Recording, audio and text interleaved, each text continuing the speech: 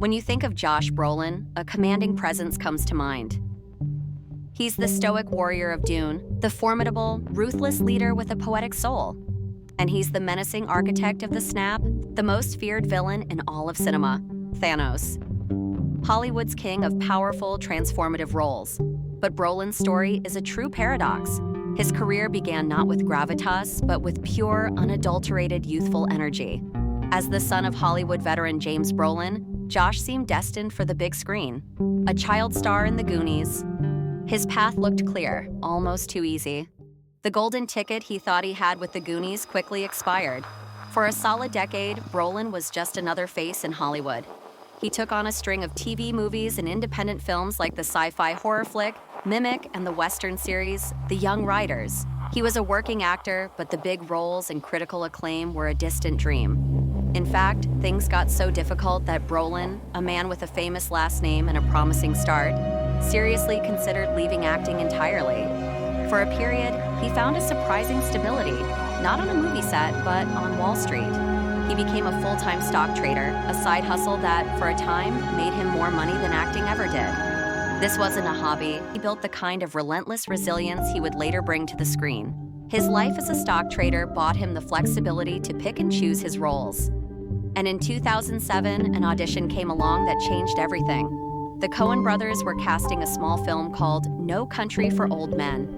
The role of Llewellyn Moss was originally offered to another actor, and Brolin was a complete unknown to the directing duo. Desperate for the part, he enlisted the help of Quentin Tarantino and Robert Rodriguez, who filmed a stunning cinematic audition tape for him. The Coens' response? Who lit it? They weren't even impressed with his acting.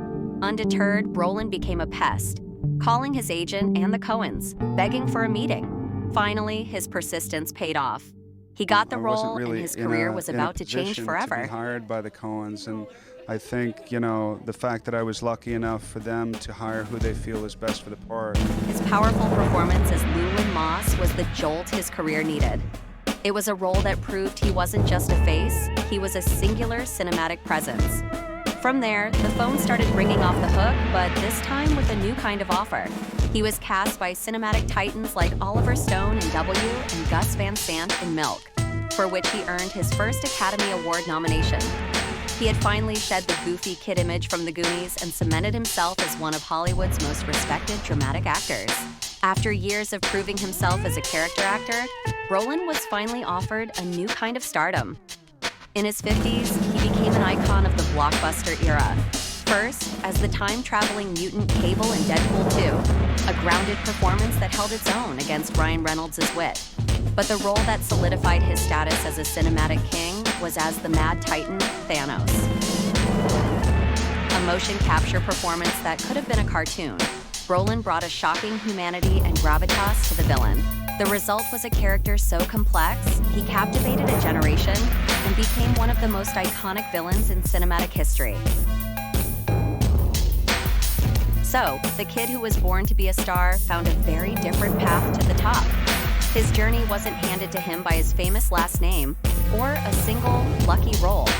It was forged in the valleys of his career, earned through a decade of struggle, and defined by a relentless commitment to the craft. Josh Brolin's story is a reminder that talent often doesn't follow a straight line. It is a story of a Hollywood king made on his own terms.